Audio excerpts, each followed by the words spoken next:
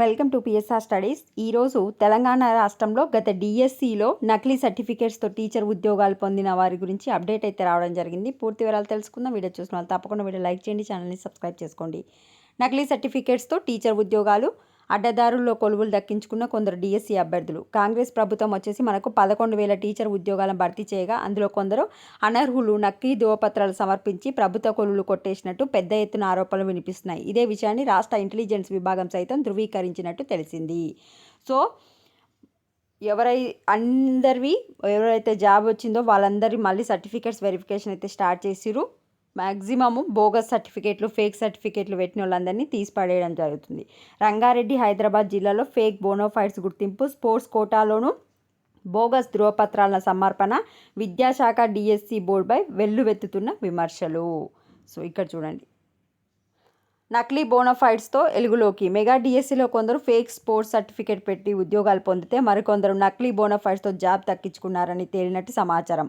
హైదరాబాద్, రంగారెడ్డి జిల్లాలో ఎక్కువగా నకిలీ బోనోఫైడ్ సర్టిఫికేట్ల వ్యవహారం వెలుగులోకి వచ్చింది. మరికొందరైతే డిఎడ్, బిఎడ్ ధ్రువపత్రాలు సైతం నకిలీ సృష్టించి వాటితో ఉపాధ్యాయ కొలువులను సంపాదించారు. అవుట్ సోర్సింగ్ ఉద్యోగాలు చేసేవారు సైతం ఫేక్ సర్టిఫికేట్లతో టీచర్ కొలువులను దక్కించుకున్నారు. వీరే కాదు,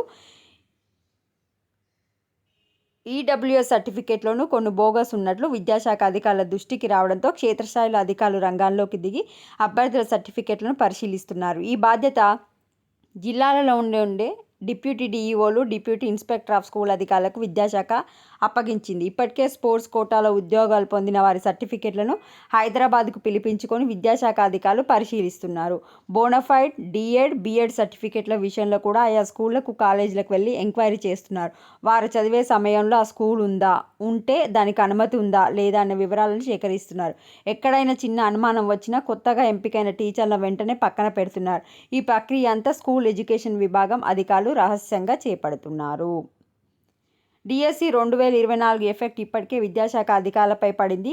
టీచర్ ఉద్యోగాల భర్తీ సమయంలో సర్టిఫికేట్లను సరిగ్గా పరిశీలన చేయాలని ఆరోపణలు రావడంతో ఖమ్మం, హైదరాబాద్, మెదక్, ఆదిలాబాద్ జిల్లాలోని ఎంఈఓలను, హెడ్ మాస్టర్లను, ఆయా జిల్లా కలెక్టర్లను సస్పెండ్ చేశారు. అక్కడితో కాకుండా కొత్తగా నియమితులైన ప్రతి టీచర్కి సంబంధించిన సర్టిఫికేట్లను రహస్యంగా పరిశీలిస్తున్నారు.